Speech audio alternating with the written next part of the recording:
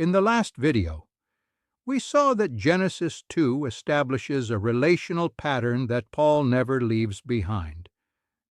Now we need to slow down and name that pattern clearly, because Paul uses it everywhere. The pattern is this: one comes out of the other, one is given to the other, and one returns to the other. This is not a hierarchy. It is a relational order grounded in origin. In Genesis 2, the woman is formed out of the man. She shares his flesh and his life. She is not a lesser kind of humanity. She is bone of his bones and flesh of his flesh. This establishes equality of essence, but it also establishes relational direction. Direction does not mean superiority. Origin does not imply domination. It simply names where relational life begins. And then something crucial happens. The man leaves his father and mother and is united to the woman. The one from whom she came now turns toward her in return. Origin gives way to union.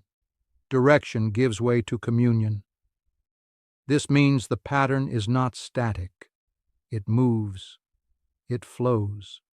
One comes out of the other, and then both are drawn into one flesh union. This is the pattern Paul sees everywhere. Paul sees this pattern as more than anthropology. He sees it as a theological grammar. In 1 Corinthians 11, Paul says that the woman is from the man. The man is through the woman, and all things are from God. Notice how careful Paul is. No one stands alone.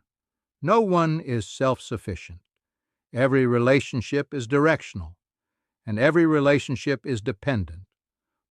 Paul also uses this same logic when he speaks about Christ. Christ is from God, yet shares fully in God's life. Being from does not imply inferiority. It names relational origin, not lesser essence.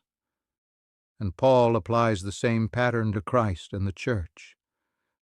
The church comes from Christ.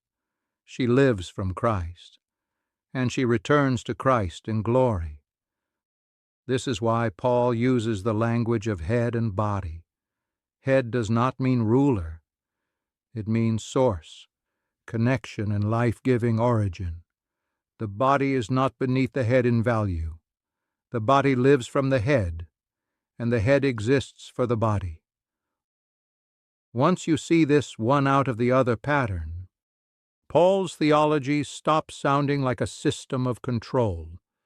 It becomes a coherent relational vision in which order exists without hierarchy and difference exists without domination. In the next video, we'll introduce another essential category in Paul's thinking: glory, and why it matters so much for relationships and worship. Thank you for watching.